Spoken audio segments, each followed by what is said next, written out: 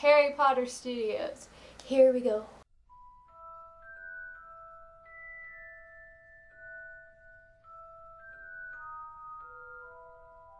The bus ride to Warner Brothers Harry Potter Studio Tour in London. I think that's what it's called. It's close enough. Google it. The bus ride was awesome. The bus is completely decked out in Harry Potter stuff, and as soon as you sat down, there was a whole video for the entire ride about Warner Brothers and what you were about to see and behind the scenes, and oh my god! Then, when we finally got there, the outside wasn't too impressive, I'll admit. But that's not the part that's the biggie. The inside.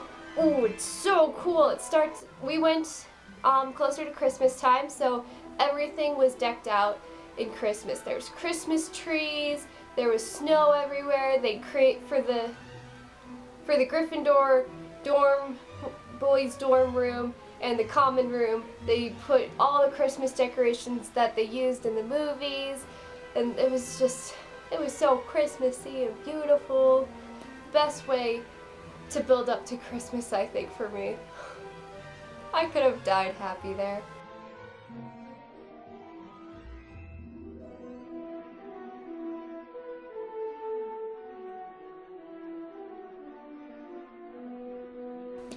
So when you get there, you start off with an introduction video of Daniel Radcliffe, Rupert Grint, and Emma Watson explaining what you were about to see. And it was so cool. And then the best part was that the screen lifted and the door that the amazing trio had just walked to, when the screen lifts, there's the door. The door to the Great Hall. And it opens up to the Great Hall as it was used on set.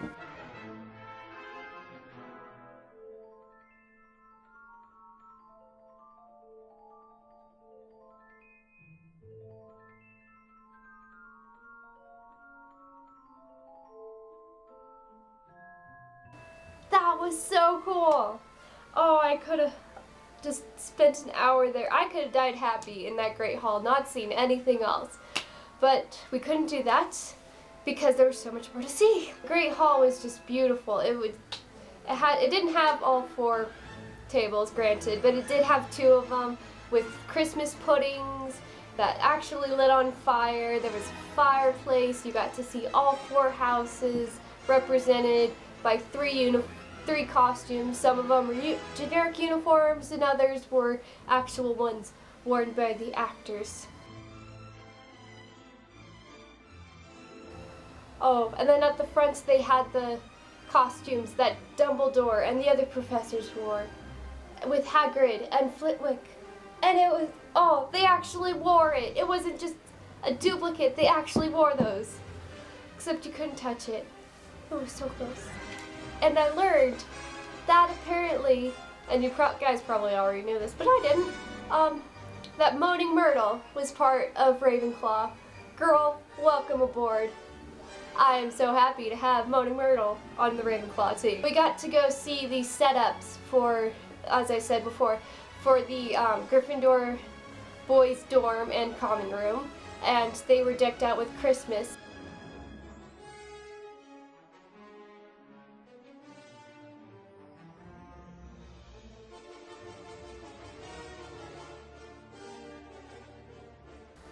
We didn't get to go in and sit on the beds. There was a little fence thing, but we got to be there. And it kind of went in a little bit too, so it kind of felt like you were in the room, even though you weren't.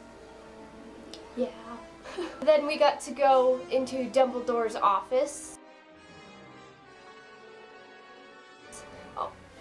And you got to see all the details in there. And I remember some of the behind the scenes stuff that I learned, that all the books or not all the books, but most of the books in Dumbledore's office are real books. And some of them are phone books. So your number could be in Dumbledore's office. I love that fact so much. How cool would that be to have your number in Dumbledore's office? And it had his memories cabinet with all of them spinning around.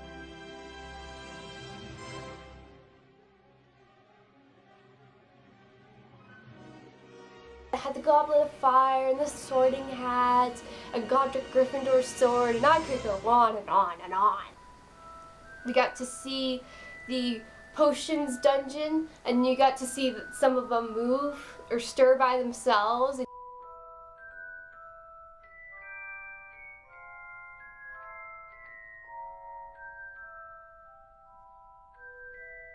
You got to see some of the potions like Felix Felicis.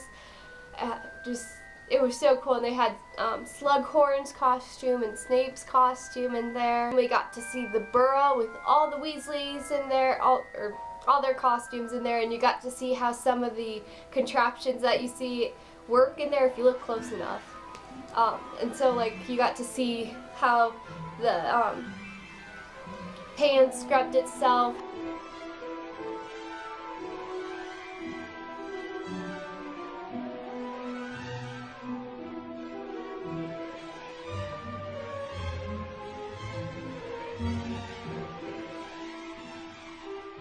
How the knitting did it itself.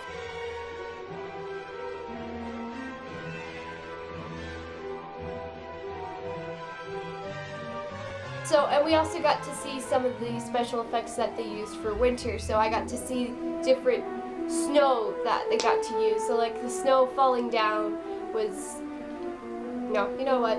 Spoilers be damned. Get mad if you want. I'm excited about this. But for the snow that's falling down, they used shredded plastic because that looks more like that fluffy cotton ball kind of snow.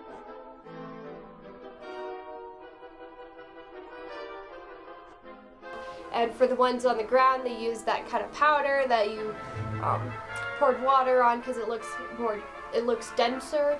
I got to see different effects that they used for ice, and then for fire, they just had like some logs, steam coming up with the light showing. Really cool.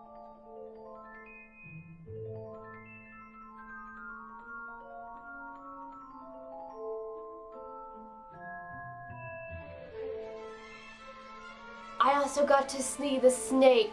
Oh, that was way cool. It didn't move at all, but they, the Muggle Studies professor, she did kind of move a little bit, just like she was kind of floating like this.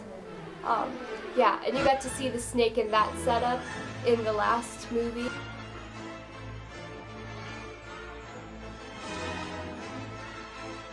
I got to ride a broom, which was really cool, and the flying car. I mean, not in kind of the way you want, but it was still pretty. It was close enough that I just went along with it and had a blast.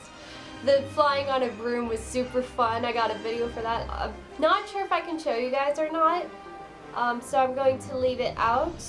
If I find out later, I definitely will, but if you don't ever see it, assume that part of the restrictions I have with buying that video is I can't share it on YouTube. But yeah, it was really cool. You had like some air blowing in your face and a guy directing you like, lean left, lean right, look behind you, wave to the camera, and then cheer at the end. You go, whoa! And then after that room, you go outside, and it has the bridge that blows up in the final movie, and I got to walk on it.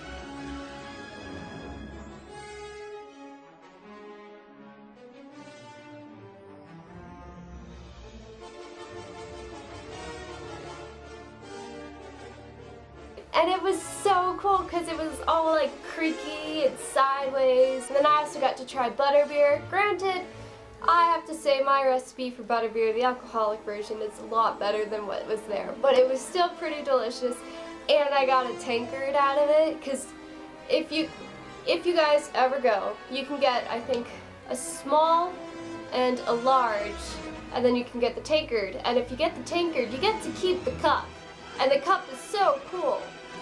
Then after that, you go back inside and you get to see the prosthetics of everything, and it's so cool. The amount of detail that goes into that, it looks so realistic.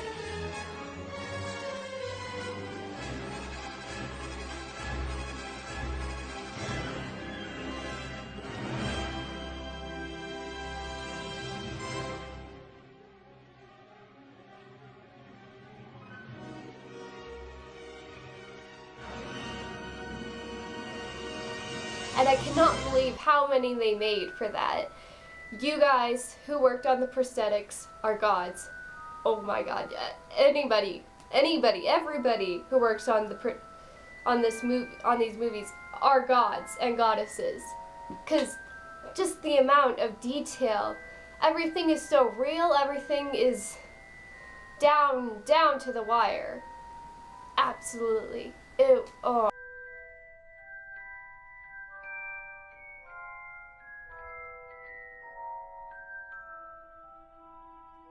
Probably gonna be the closest I actually ever get to a Phelps twin. Well, there was one part in the prosthetics thing that actually kind of scared me. It's the monster book, and I was just checking it out because I thought, oh, this is cool. They built the monster book, and then it moves.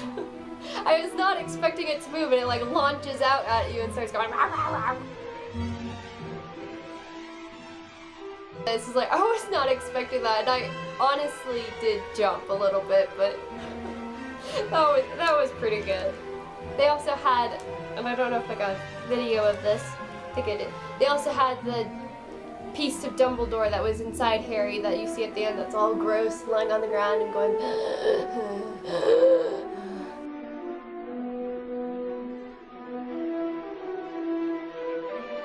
It had that, and I was there, and it's like, I'm looking at this thing that is rubber and electronics, but it looks real. It looks as real as when it is in the movie. And that's a bit freaky. I would have a hard time working on that. I would be giving myself nightmares if I had to work on that and built that thing. Then we got to go into Diagon Alley. Oh, Diagon Alley was brilliant. It was so cool. You got to see Ollivanders, you got to see Gringotts, Weasley Wizard Wheezes, Flourish and Blots, and oh god, it was like, I'm here.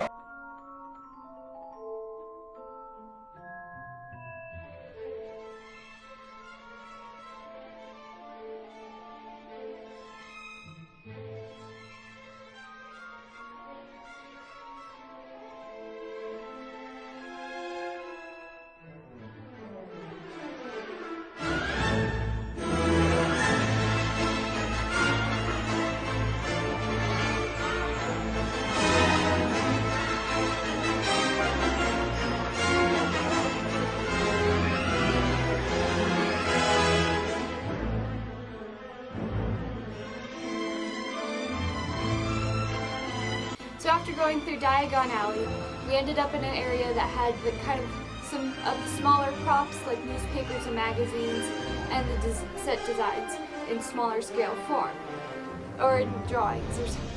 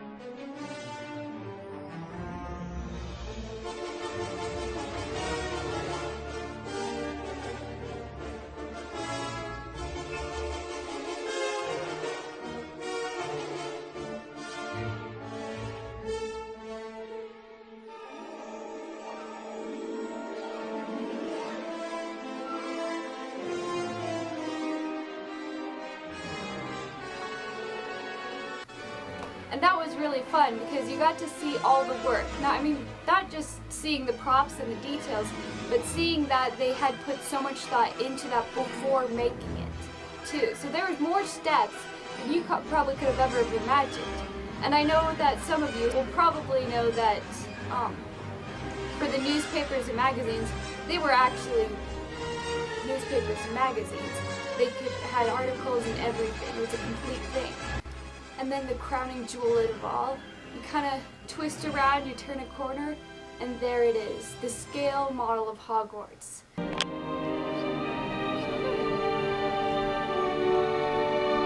my god.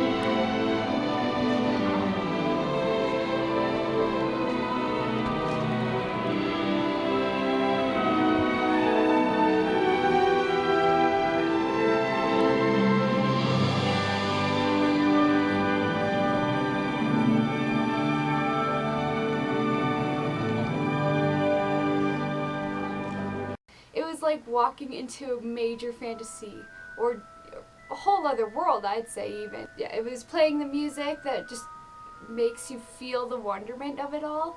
And it's just, oh, it made me want to cry so much. I just kind of wanted, oh, I could have stayed in that room for probably a good 2 hours just looking at the scale model, because that was it. That was Hogwarts that I was seeing. I was 10 feet away from Hogwarts. But unfortunately, the moment we got into that room, the announcement came on that there was going to be 30 minutes till the studio tour building closed, so we kind of had to rush through that, which a little sad. But when I go back, going for the whole day, and I'm just going to spend a good 2-3 hours in that room, just, oh. And it was beautiful too, because I went closer to Christmas time. They had all the Christmas things out for all the sets and designs and whatnot. So for the scale model of Hogwarts, they'd sprinkled snow all over it, and it was like Christmas. I can't put it any other way. It was like Christmas. And then after that, you kind of scale down a little bit and turn, and you're in Ollivander's wand shop.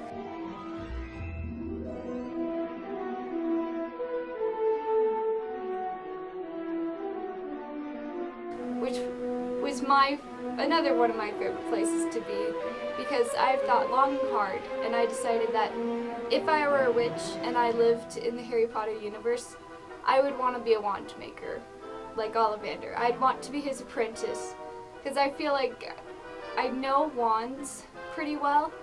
I can tell personalities pretty well, I feel like, and so I'd be able to work with them, and I feel like it'd be a new learning experience with each wand, and I love learning so much that that's what I would want to be. So it was kind of another dream come true. Another dream met was walking into Ollivander's wand shop. And that was it. That was my trip to the Warner Brothers studio tour in London. Video 3 done. It was like going into a dream. I finally got to see all those things that I wanted to see. All the things that would make Harry Potter real, I got to see in person, which made it even more real. And I have to say, if anybody is going to London, please, please, please get tickets, because you will not regret it.